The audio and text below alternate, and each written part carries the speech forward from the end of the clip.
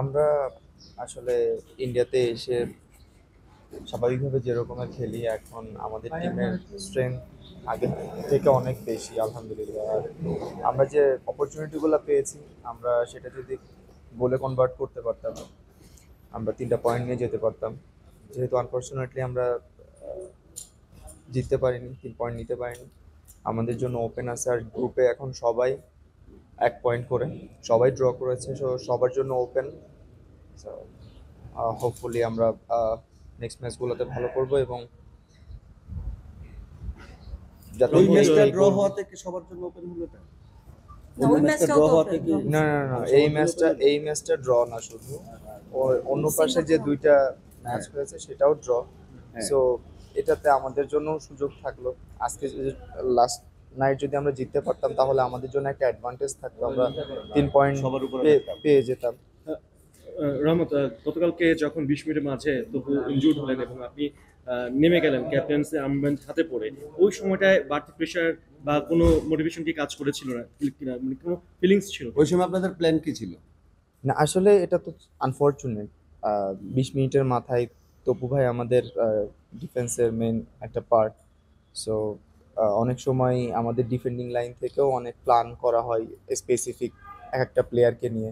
তো তপুদাও একটা প্ল্যানের অংশ ছিল, বাট আনফর্চুনেটলি তপুদা এরকমের ব্যথা পেয়ে যাবে এটা কেউ এক্সপেক্টই করে না। সো উইদিন 1 or 2 মিনিটসের ভিতরে মাঠে নামতে হয়েছে।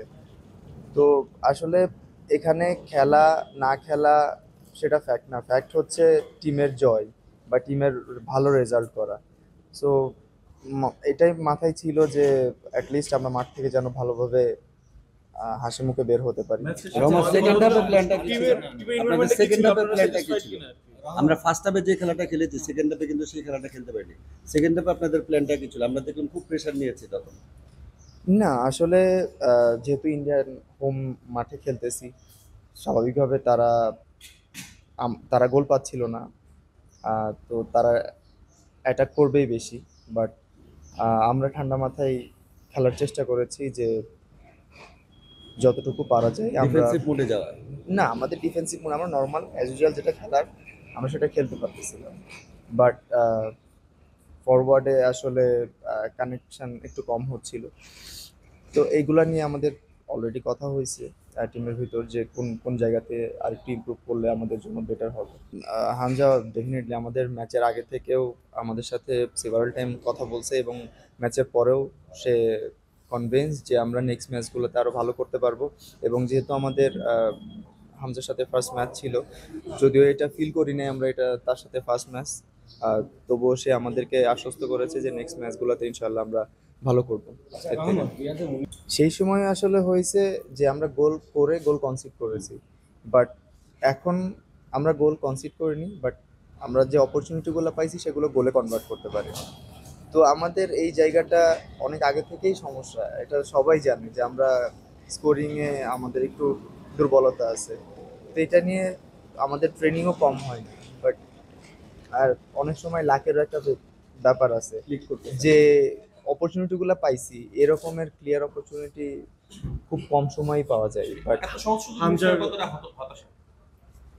সুযোগ তো সুযোগই, সুযোগ সহজ সুযোগ হোক আর কঠিন সুযোগ হোক, সহজ হাতছাড়া করলেই তো টিমের জন্য লস। তো যেহেতু হয়ে গেছে সেটাকে ইমপ্রুভ করার জায়গা তো না। হামজা আসলে আমাদেরকে আমরা স্বাভাবিকভাবে যে রকমের খেলে থাকি, কিন্তু হামজা মাঠে যাওয়ার পরে বলছে তুই আহ, যেহেতু আমার সাইডে খেলছে বেসিক্যালি, ও বলছে যে অ্যাগ্রেসিভ থাকার জন্য সামনে পিছনে আমি দেখবো। তো ওর সাথে আসলে মাঠে খেলাটা, মাঠ শেয়ার করাটা আসলে এটা অনেক বড় ভালো লাগার একটা জিনিস। আর হামজা পেছনে থাকা মানে কনফিডেন্স অনেক বেড়ে যায়।